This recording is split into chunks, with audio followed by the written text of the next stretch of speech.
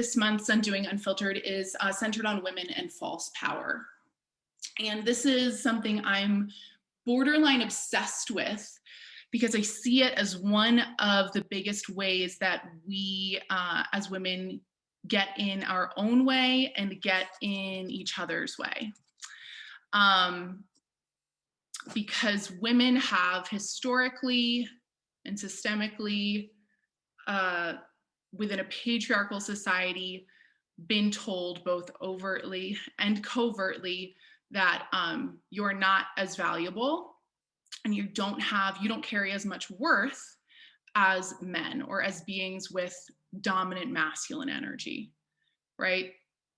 And what ends up happening when you tell a whole population of people that they are not as valuable, that they are not as worthy, they begin to deem themselves as just not as powerful, right? Like, oh, I don't have much value and worth, I must not have a lot of power. We could also go deeper into this and look at, hierarchical power structures and patriarchal power dynamics and systems of oppression and, all of the different intersections of patriarchy and capitalism and white supremacy and how these systems all work together to fuck different groups of people over in different ways. That would be like a 6-hour call, but I do want to acknowledge that all of that's really real and that it has different impacts on different people depending on your identity, however, mainstream your identity or perhaps more marginalized your identity is. But if we're just talking about beings who identify with feminine energy, feminine essenced beings, we would typically label them as women. You don't feel so powerful, capable, resilient, valuable, worthy in your life, right? You just won't, for the most part. And what happens when a group of people or an individual doesn't see themselves as powerful and worthy is they will go looking for their power and their worth, right? It's like, where do I find it? Where can I find it? Where can I find my value and my worth? Right? Because I don't have it inherently, I don't have it innately, so I have to go digging and searching for it, right? And we look for it in a variety of places, but what I have been lucky enough to see, because I've worked with hundreds and hundreds and hundreds of women from all over the world, all walks of life, backgrounds, ages, you name it, we tend to actually look for it in some really central, familiar places.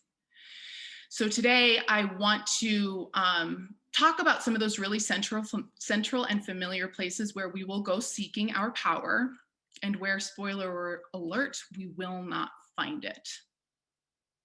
And I'm telling you this now because I don't want you to spend the next however many decades of your life looking for your power in all the wrong places, right?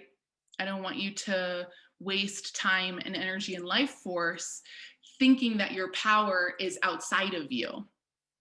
And this is such like a cliche, tale as old as time type thing, right? Like it's like, oh, it's in me all along. I always think of Dorothy and the Wizard of Oz, right? When she's like, I have the power all along.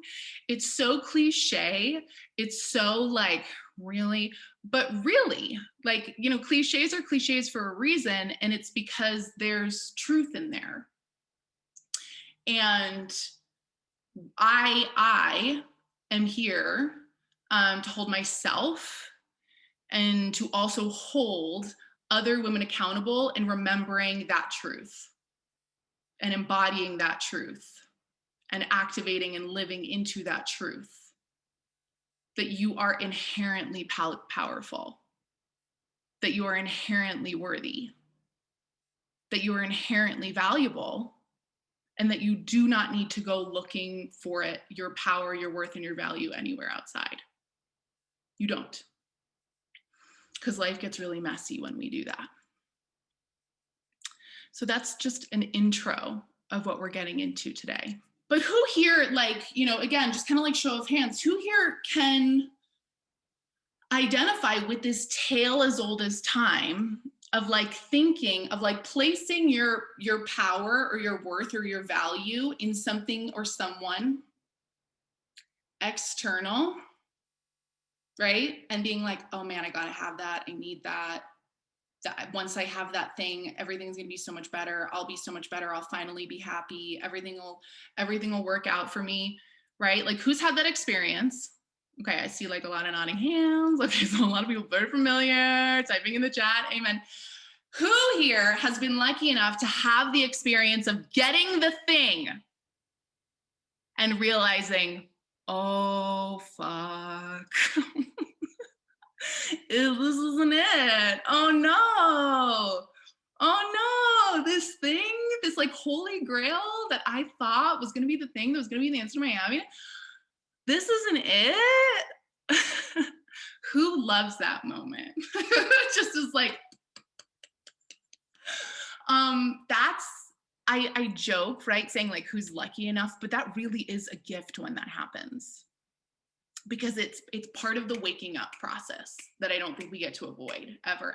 It's part of like the disillusionment that needs to take place where like we have to go through these cycles of like chasing the thing and getting the thing and then being like, oh, this isn't the thing, chasing the other thing, getting the other thing, oh, this thing isn't the thing either, chasing the thing, right? Like we have to, like, what I find is we have to circle that drain a handful of times before we really wake up, right? Before it's like, oh shit, I just have to deal with me. Which is also then a really lucky, beautiful thing, because if you just have to deal with you, like what's the one thing that you have some semblance of control and influence and agency over in your life? Is it the external stuff? Or is it you? Right? It's you. So this is largely the undoing. What it is more than anything else is it's a program and a practice of coming home to yourself, right? And not outsourcing power anymore and not using external things as a benchmark for like how worthy, valuable, or powerful you are.